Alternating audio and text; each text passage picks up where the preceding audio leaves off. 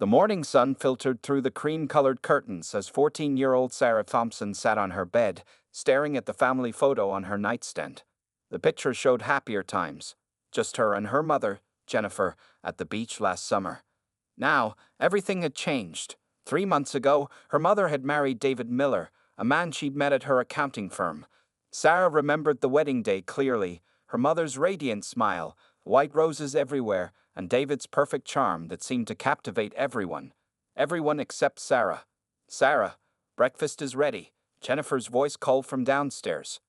Sarah's stomach tightened as she heard heavy footsteps passing by her door. David's footsteps. She waited until they faded before leaving her room. In the kitchen, her mother was serving pancakes while David sat reading the morning newspaper.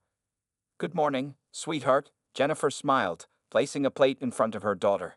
David lowered his newspaper and gave Sarah what others might consider a friendly smile, but something about it made her skin crawl. "Morning," Sarah mumbled, keeping her eyes on her plate. "Don't be so grumpy, Sarah," her mother said softly. "David made these pancakes specially for you. He knows they're your favorite." Sarah forced herself to take a bite. The pancakes tasted like cardboard in her mouth. "Thanks," she managed to say. "Anything for my new daughter," David replied, his voice smooth as honey. Sarah noticed how he watched her when her mother wasn't looking, his eyes lingering just a little too long. After breakfast, Sarah helped her mother clean up while David went to shower. It was their usual morning routine now, but everything felt different from the peaceful life they'd had before. "Mom," Sarah started, wanting to say something about how uncomfortable she felt, but Jennifer cut her off. "Isn't it wonderful having David here? He's such a thoughtful man, Sarah. I know it's been an adjustment, but give it time. You'll see what a blessing he is to our family." Sarah fell silent. How could she explain the way David made her feel? The way he would accidentally brush against her in the hallway, or how he always seemed to be nearby when she came out of the bathroom? Later that afternoon, Sarah sat in her room doing homework. She'd heard her mother leaving for her late shift at the accounting firm. Jennifer worked 3 late shifts a week, leaving Sarah alone with David. "I'll be back by 11, sweetie," Jennifer called up. "David will heat up the lasagna for dinner." Sarah's pencil stopped moving across her paper. She listened as the front door closed, followed by the sound of her mother's car starting and driving away. The house fell into an unsettling quiet. Footsteps came up the stairs, slower this time. Sarah's heart began to race. She quickly got up and locked her bedroom door, something she'd started doing recently. "Sarah." David's voice came through the door. "Why is your door locked? That's not very family-like, is it?" "I'm changing," Sarah lied, backing away from the door. "Well, come down for dinner in an hour. Your mother wants us to bond, you know. We should try to make her happy." Sarah waited until his footsteps retreated before letting out the breath she'd been holding. She looked around her room, once her safe haven, now feeling more like a prison. The stuffed animals on her shelf seemed to stare back at her with sympathy, the only witnesses to her growing fear. She pulled out her phone and scrolled through her contacts, stopping at her Aunt Lisa's number. Her mother's sister had always been there for her, and how could she explain this? Would anyone believe her? David was so perfect in everyone else's eyes, charming, successful, and seemingly devoted to making her mother happy. Sarah looked back at the family photo on her nightstand. A tear rolled down her cheek as she remembered how peaceful life had been before. Her mother deserved happiness, but Sarah knew, deep in her heart, that something was terribly wrong with David. If only her mother could see the way he changed when they were alone. As the sun began to set, casting long shadows across her room, Sarah hugged her knees to her chest. She had to find a way to make her mother understand. But for now, she was trapped in this new reality, where the monster wasn't hiding under her bed. He was living down the hall, wearing the mask of a perfect stepfather. A week had passed since that unsettling evening. Sarah sat in her English class, but her mind was far from Shakespeare. Instead, she kept thinking about the previous night, when she'd heard her doorknob turning slowly at 2 a.m. "Sarah?" Earth to Sarah. Her best friend Emma whispered, nudging her arm. The bell rang. Sarah blinked, gathering her books. As they walked through the crowded hallway, Emma noticed her friend's distant expression. "You been weird lately? Is everything okay at home?"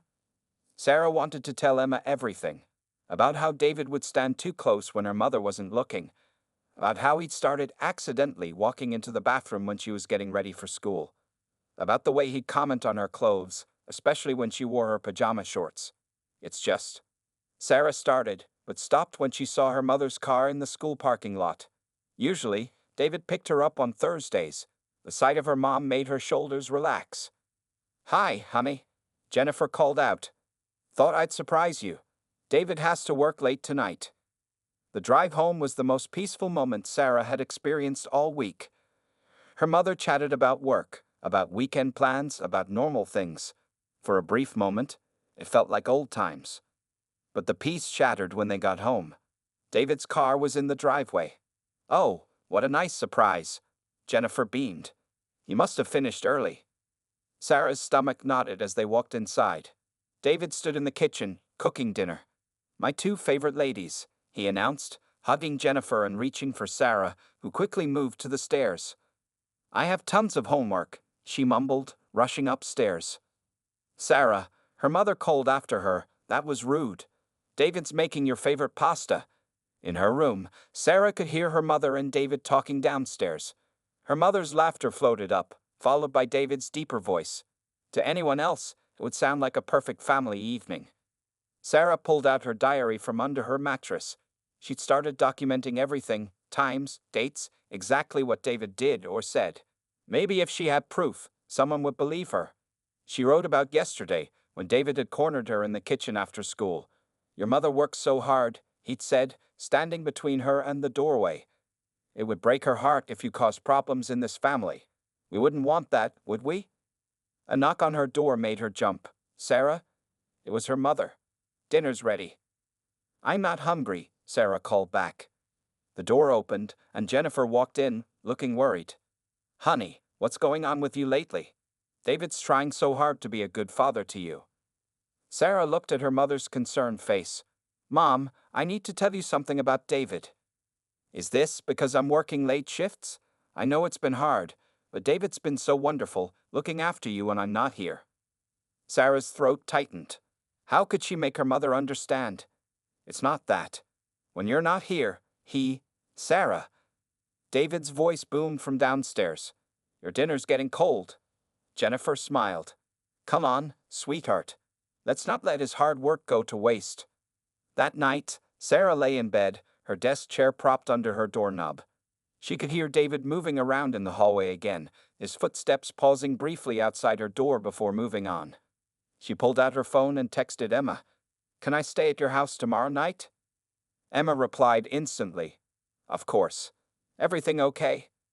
Sarah stared at the message, tears falling onto her screen. Nothing was okay. Her mother was blindly in love, and David was becoming bolder each day.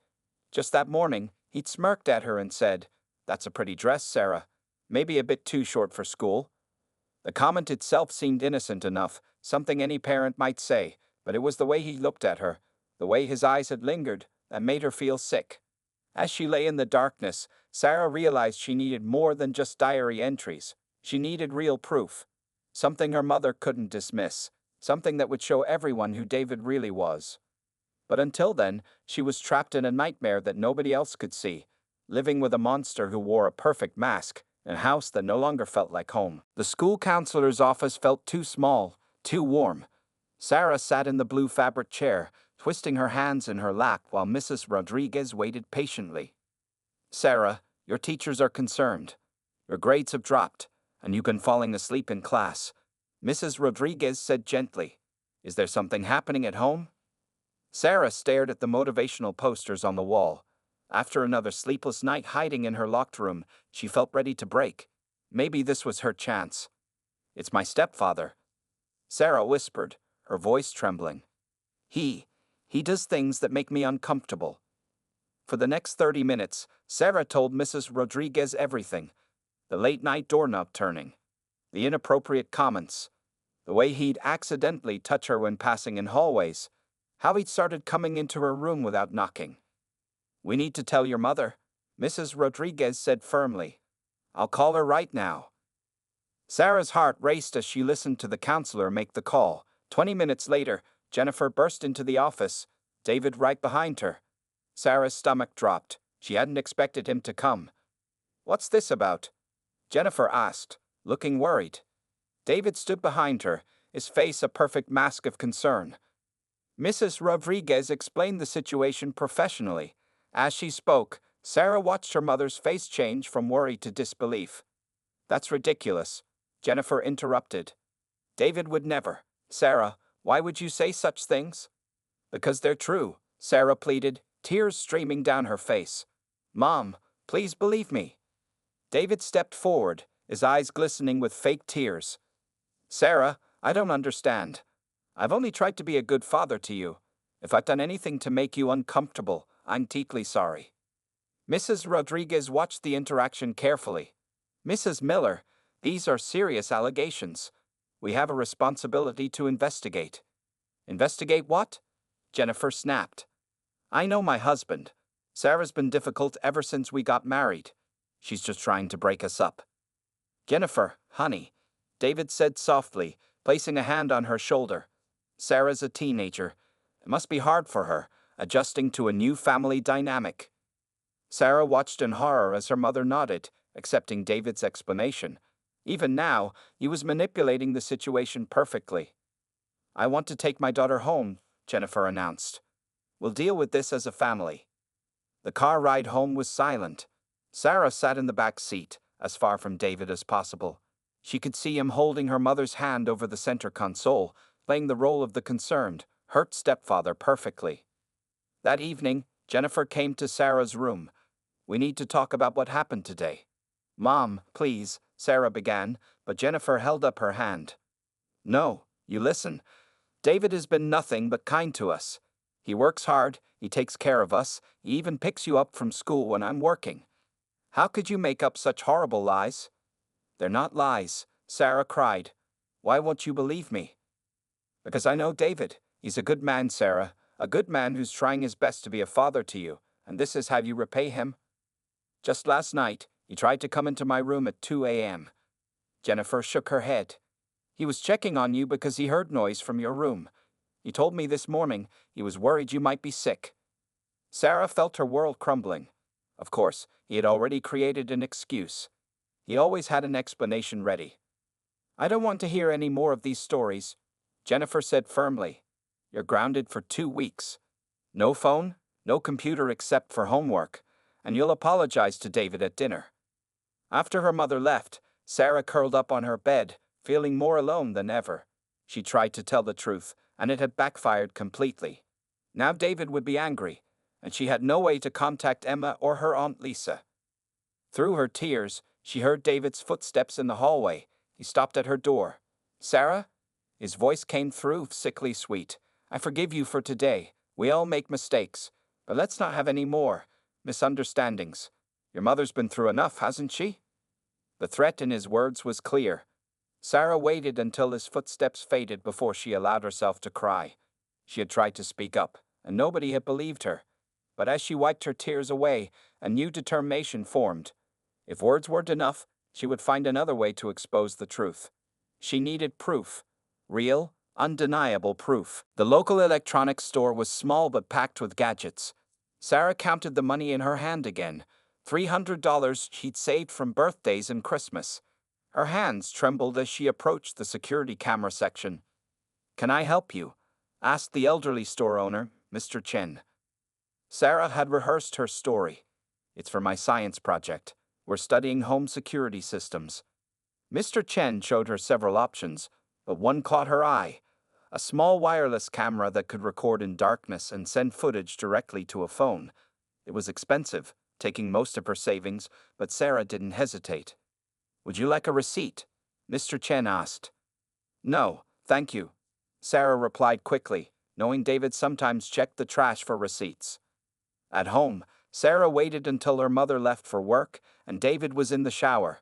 Her hands shook as she positioned the tiny camera on her bookshelf, hidden between 2 large novels. The camera's view covered most of her room, including the door. She downloaded the app on her old phone, the one her mother didn't know she still had, hidden in a shoebox under her bed. After several tense minutes of setup, the camera connected. Sarah watched the live feed, her heart pounding at how clear the image was, even in low light. That evening at dinner, David acted normal, complimenting Jennifer's cooking and asking Sarah about school. But Sarah noticed his eyes. They were colder than usual. He knew she wasn't giving up. "I have to work late tomorrow night," Jennifer announced. "David, can you make sure Sarah does her homework?" Sarah's fork clattered against her plate. Tomorrow would be the first night alone with David since she'd spoken to the school counselor. "Of course, honey." David smiled. "Sarah and I will be fine." Later that night, Sarah texted Emma using her secret phone. "If anything happens to me, check my email. I've set the camera to send recordings there automatically." Emma replied immediately. "Sarah, you're scaring me. Should I tell my mom what's going on?" Sarah stared at the message. She wanted to say yes, to beg for help, but remembered how easily David had convinced everyone she was lying before. "Not yet," she wrote back. "I need proof first." The next day crawled by. Sarah's teacher had to call her name twice during math class. She couldn't focus, knowing what night lay ahead. When she got home, her mother was getting ready to leave. "There's casserole in the fridge," Jennifer said, kissing Sarah's forehead. "Be good for David." As her mother's car disappeared down the street, Sarah rushed to her room. She checked the camera feed on her hidden phone. Everything was working perfectly. David's footsteps sounded on the stairs. Sarah's heart raced as she quickly hid the phone and pulled out her homework. "Sarah." David's voice came through the door. "Why do you always lock yourself away? Come watch TV with me." "I have homework," she called back, trying to keep her voice steady. "Your mother thinks you're being difficult on purpose," he said, his voice getting that dangerous edge she'd come to recognize. "We wouldn't want her to worry more, would we?" Sarah glanced at her bookshelf, where the tiny camera lens caught everything. "I'll come down after I finish this assignment." Hours passed. Sarah stayed in her room, pretending to study while actually watching the camera feed on her hidden phone. Around midnight, she heard it. Footsteps approaching her door. The doorknob turned slowly. Sarah held her breath, watching the live feed as a shadow appeared under her door. Another turn of the knob, more forceful this time. Then came the sound of metal against metal. Was he trying to pick the lock? Sarah pressed record on the app, her fingers trembling. The camera captured everything. The door slowly opening. David's figure standing in the doorway, the way he glanced around her dark room. "Sarah?" he whispered. "Are you awake?" Sarah lay perfectly still, pretending to sleep. Through barely open eyes, she saw him take a step into her room. The camera recorded silently, its small red light hidden behind her stack of books. For the first time in months, Sarah felt a glimmer of hope. Soon she would have the proof she needed. But as David moved further into her room, Sarah realized with growing terror that having proof and being safe tonight were two very different things. Sarah's heart hammered against her ribs as David stood in her doorway. The camera kept recording silently, capturing his shadowy figure as he took another step into her room. "I know you're awake, Sarah," David whispered, his voice carrying that familiar threatening tone. "We need to talk about your behavior lately." Suddenly, Sarah's phone buzzed loudly from under her pillow. Emma was calling. David froze, then quickly stepped back into the hallway. "We'll talk tomorrow," he said, closing the door. Sarah waited until his footsteps faded before grabbing her hidden phone with shaking hands. She opened the camera app and watched the recording. There it was. Clear evidence of David entering her room at midnight, something he'd denied doing multiple times. With trembling fingers, she forwarded the video to her Aunt Lisa's email. She added a message. "Please help me. Mom won't believe me, but this happens almost every night." She sent the email, then texted Emma, "Your call just saved me. Thank you." "I had a bad feeling," Emma replied. "Do you want me to come get you?" Before Sarah could respond, she heard David's footsteps returning. She quickly hid the phone and pretended to sleep again. This time, he only walked past her door, but she heard him pause briefly outside. Morning came after a sleepless night. Sarah checked her phone. No response from Aunt Lisa yet. She got ready for school quickly, hoping to leave before David woke up, but he was already in the kitchen. "Good morning, Sarah," he said, his voice unnaturally cheerful. "Your mother already left for work. I'll drive you to school." Sarah's blood ran cold. "I can walk." "No, I insist," David said, grabbing his car keys. "We need to discuss what happened last night." The car ride was silent for the first few minutes. Then David spoke, his voice low and menacing. I don't know what game you're playing, Sarah, but it stops now. Your mother is finally happy. Do you want to ruin that? Sarah stared out the window, clutching her backpack. Inside was her hidden phone with the damning evidence. I'm not playing any games. Really? Then why did I find this in your room this morning?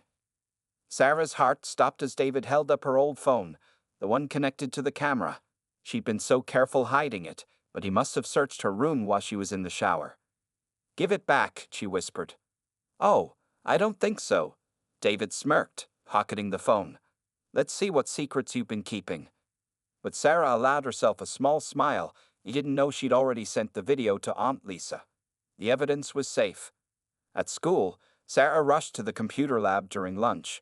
She logged into her email, desperate to see if Aunt Lisa had responded. There it was, a new message. Sarah, I got your video. I'm calling the police and driving to you now. Don't go any after us, see you will. Wait for me at the library. I'll be there by 4 p.m. Relief flooded through Sarah, followed quickly by fear. David had her phone. Would he see the email app? Would he figure out what she'd done? The rest of the school day passed in a blur of anxiety. When the final bell rang, Sarah saw David's car waiting in the parking lot. Instead of going out the front entrance, she slipped out through the gym doors and ran to the public library 2 blocks away. Safe in the library, Sarah found a quiet corner and waited. Every time the door opened, she jumped, terrified it would be David. Her mother's number kept appearing on the library's phone. David must have discovered she wasn't in the car and called Jennifer. At 3:58 p.m., Aunt Lisa burst through the library doors. Behind her were 2 police officers. When Sarah saw them, the tears she'd been holding back all day finally broke free. It's okay, sweetheart, Aunt Lisa said, hugging her tightly. I saw the video. We're going to your house right now. The police have some questions for David. As they drove to her house, Sarah felt a mix of terror and relief. The truth was finally coming out, but what would her mother say? Would she finally believe her daughter when faced with undeniable evidence? Sarah clutched her aunt's hand as they pulled into her driveway. Her mother's car was already there. David must have called her home from work. The moment of truth had arrived. Sarah walked up her driveway between Aunt Lisa and the 2 police officers. Through the living room window, she could see her mother pacing, while David sat on the couch looking concerned. Her legs felt heavy with each step toward the front door. Officer Martinez knocked firmly. Police, please open the door. Jennifer opened it, her face pale with worry. Sarah, where have you? Her voice trailed off when she saw the officers. What's going on? Mrs. Miller, Officer Martinez said professionally, we need to speak with you and your husband regarding some serious allegations. David stood up, playing the role of concerned stepfather perfectly. Officers, there must be some mistake. We've been worried sick about Sarah. No mistake, Aunt Lisa said firmly, pulling out her tablet. Jennifer, you need to see this. They gathered in the living room. Sarah sat close to her aunt, as far from David as possible. Officer Martinez's partner stood near the door, watching David carefully. Play the video, Officer Martinez instructed. The footage from last night filled the tablet screen. The clear image showed David entering Sarah's room at midnight, his whispered threats perfectly audible in the quiet room. Jennifer's hand flew to her mouth. This can't be. There are more videos, Sarah said quietly, finding her courage. He does this almost every night when you're at work. David's perfect mask began to crack. This is ridiculous. She clearly edited this video to cause problems. Jennifer, honey, you know me. Sir, please remain seated. Officer Martinez warned as David started to stand. Jennifer stared at the video playing on loop, tears streaming down her face. Sarah, why didn't you tell me? I did tell you. Sarah cried out. I tried so many times, but you never believed me. She's lying. David shouted, his charming facade completely gone now. Jennifer, she's trying to break up our family. The only liar here is you, Aunt Lisa said firmly. The timestamps on these videos are authentic. The police tech unit has already verified them. Jennifer fell into a chair, her face ashen. All those nights I was working late. All those times Sarah tried to tell me. She looked at her daughter with devastating realization. Oh God, what have I done? David suddenly bolted toward the door, but the second officer was ready. In seconds, David was handcuffed and being read his rights. Jennifer, don't let them do this. David pleaded, struggling against the handcuffs. Everything I did was for our family. Our family? Jennifer stood up, her voice shaking with rage. You tried to hurt my daughter. You made me think she was lying. She turned to the officers. I want to press charges. Every possible charge. As the police led David out, neighbors peeked through their windows at the scene. Sarah watched her stepfather being placed in the police car, feeling numb. It was finally over. Inside, Jennifer approached her daughter carefully. Sarah, I'm so sorry. I should have believed you. I should have protected you. She reached out to hug Sarah but stopped when her daughter flinched away. You chose him over me, Sarah whispered. Every time I tried to tell you, you chose him. Aunt Lisa put her arm around Sarah. She'll need time, Jennifer, and probably therapy. You both will. Officer Martinez returned to take their statements. As Sarah recounted everything, the late-night visits, the threats, the inappropriate comments, she watched her mother sink deeper into guilt and horror. We'll need the camera for evidence, the officer explained. The videos will help build a strong case against him. After the police left, the three women sat in the living room in heavy silence. The house felt different already, lighter somehow, despite the weight of what had happened. You can stay with me for a while, Aunt Lisa offered Sarah. Both of you can, if you want. Jennifer nodded gratefully, still unable to look her daughter in the eye. Sarah, I know it's not enough, but I'm sorry. I'm so sorry. Sarah looked at her mother, really looked at her. The strong, confident woman she'd known all her life seemed smaller somehow, broken by her own failure to protect her child. For the first time that night, Sarah felt a glimmer of compassion through her hurt. I know, Mom, she said quietly, but it's going to take time. As they packed overnight bags to go to Aunt Lisa's house, Sarah finally felt safe for the first time in months. David was gone, but the road to healing, for both her and her mother, was just beginning. 3 months had passed since that night. Sarah sat in the courthouse waiting room, her mother and Aunt Lisa beside her. Today was David's plea hearing, and Sarah would have to testify. You don't have to look at him, their lawyer, Ms. Peterson, explained gently. Just tell the truth, exactly like we practiced. Sarah nodded, clutching the stress ball her therapist had given her. Twice-weekly sessions with Dr. Thompson had helped her start processing the trauma, but being in the same room as David would be different. You're so brave, Jennifer whispered, reaching for her daughter's hand. After weeks of therapy together, Sarah no longer flinched at her mother's touch. The courtroom doors opened. Sarah's heart raced as she walked in, but she kept her head high. David sat at the defendant's table in an orange jumpsuit, so different from the charming man who had fooled everyone for so long. The state calls Sarah Thompson to the stand, the prosecutor announced. Sarah walked to the witness stand, her legs shaking but her voice steady as she took the oath. As she testified about the months of fear, the nightly visits, and the threats, she finally looked directly at David. His confident smirk was gone, replaced by defeat as the evidence mounted against him. The prosecutor played the videos from Sarah's hidden camera. The courtroom fell silent as they watched David entering her room at night, heard his whispered threats. Jennifer quietly cried in her seat. Would you recognize this phone? The prosecutor asked, holding up the device David had taken from Sarah that last morning. Yes, Sarah replied clearly. It's the one I used to record everything. David took it from me the morning I escaped. Your Honor, the prosecutor said, the defendant's fingerprints were found on this phone, along with dozens of deleted videos showing similar incidents. David's lawyer tried to argue that Sarah had staged everything for attention, but the evidence was overwhelming. When the judge asked David to rise for sentencing, Sarah held her breath. Based on the evidence presented, the judge declared, this court sentences the defendant to 15 years in state prison, with no possibility of parole for 10 years. Relief flooded through Sarah. As the bailiff led David away, he tried to turn toward Jennifer one last time, but she turned her back on him.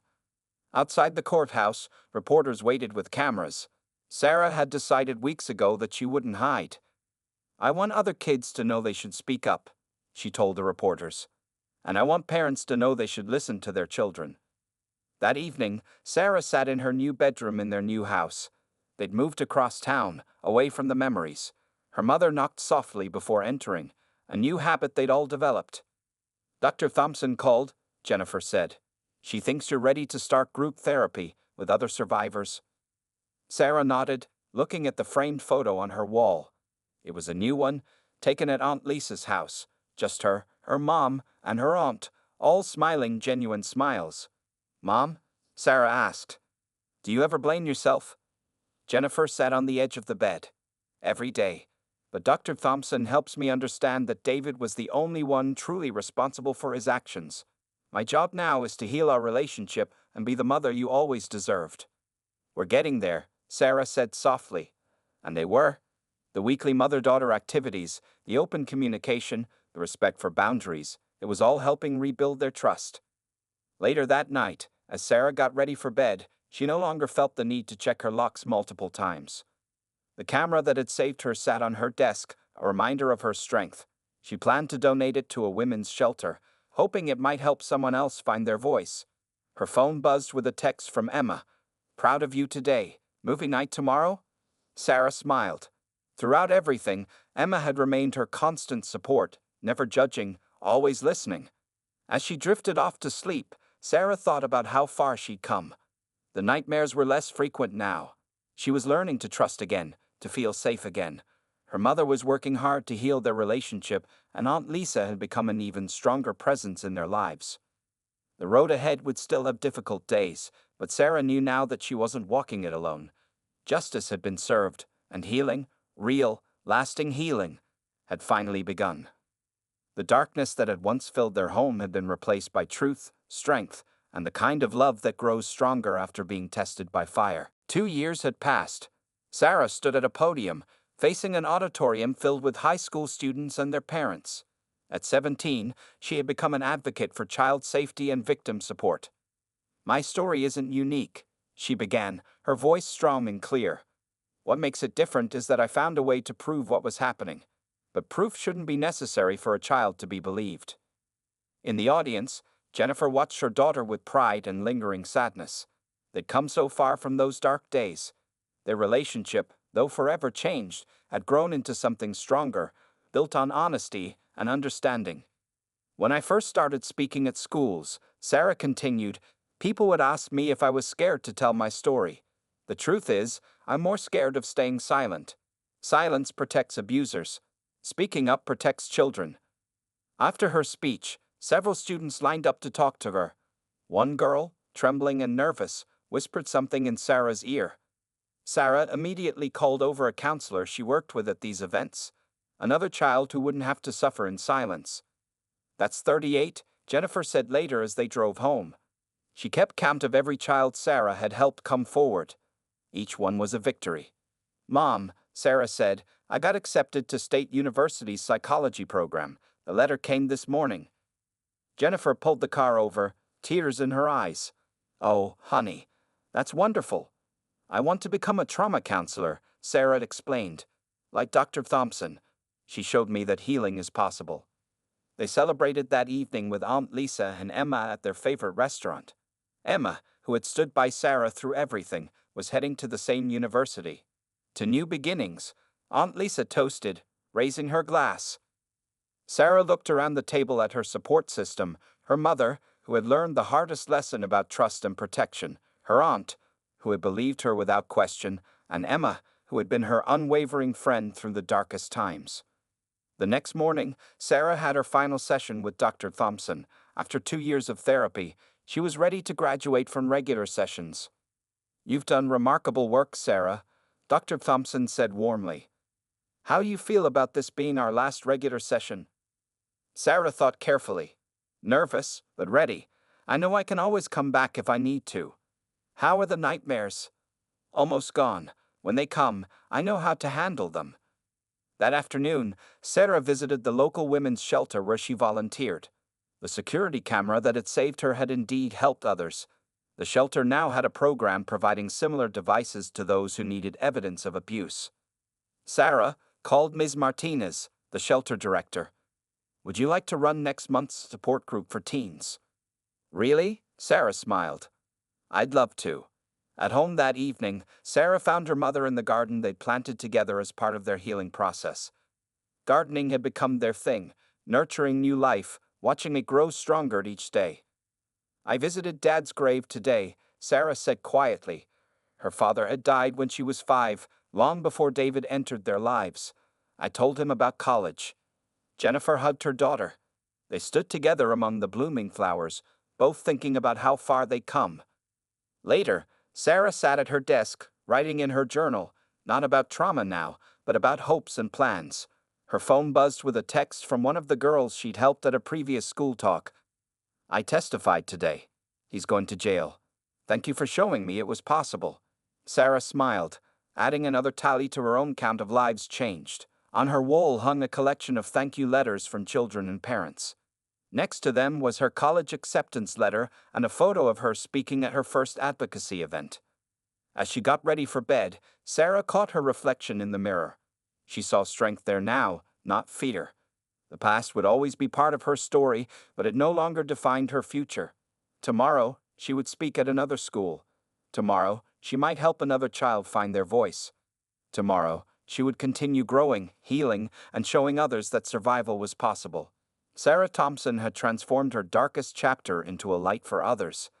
And in doing so, she had found her purpose, turning pain into power, silence into strength, and fear into freedom for those who needed it most. The end was really just another beginning.